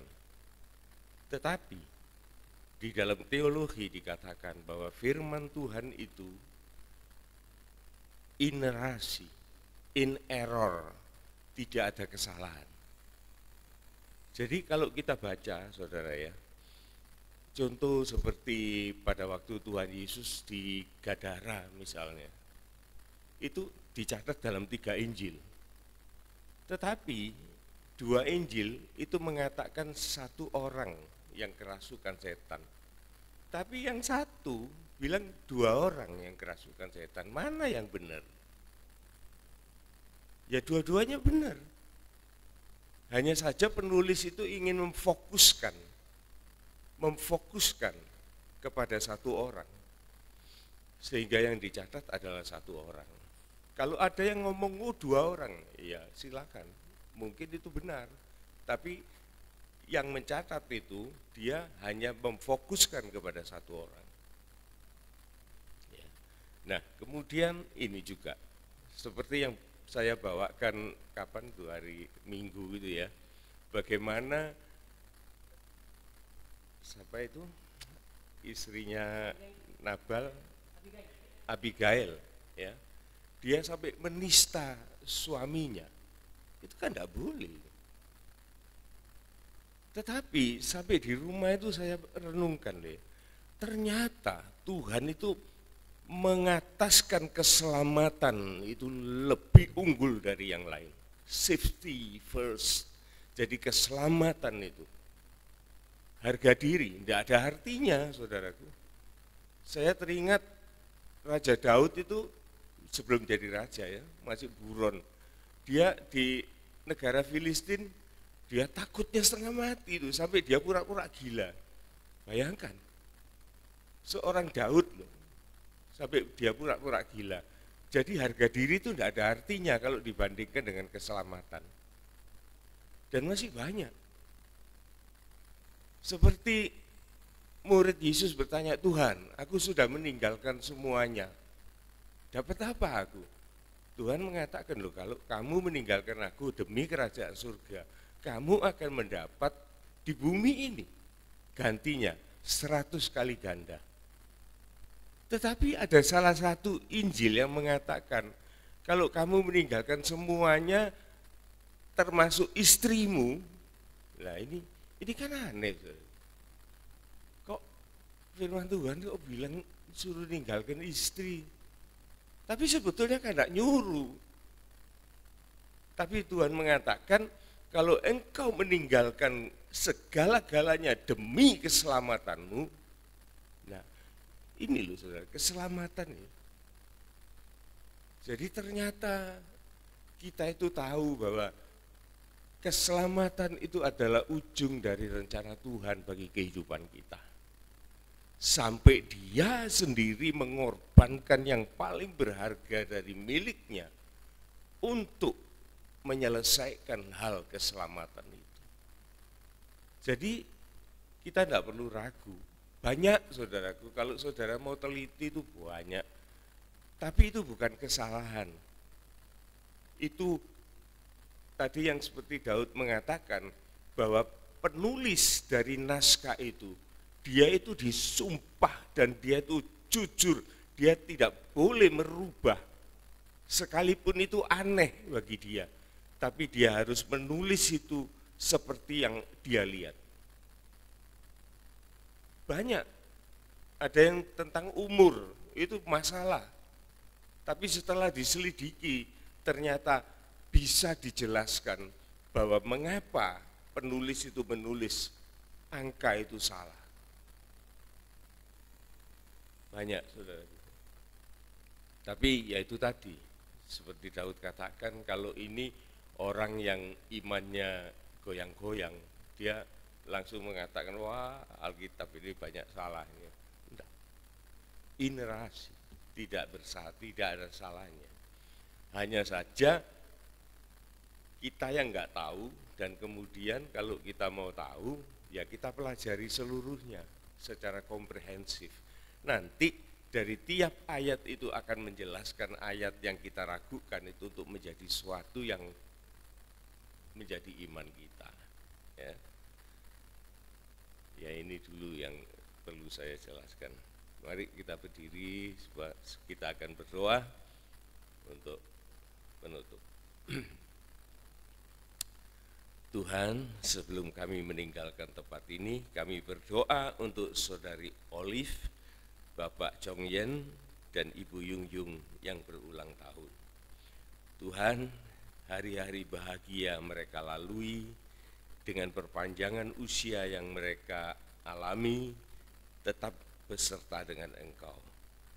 Kami mohon Tuhan, biar kiranya saudara-saudara ini yang berulang tahun, Engkau berikan kesehatan, kekuatan, damai sejahtera, sukacita dalam hidupnya beserta dengan Engkau, dan tetap teguh imannya di dalam mengiring Engkau. Berikan kekuatan, kesehatan, tubuh, jiwa, roh mereka Tuhan, supaya mereka tetap boleh menjadi saksi Tuhan yang besar di bumi ini. Saatnya Tuhan, kami akan kembali ke rumah kami masing-masing. Kami mohon berkat Tuhan.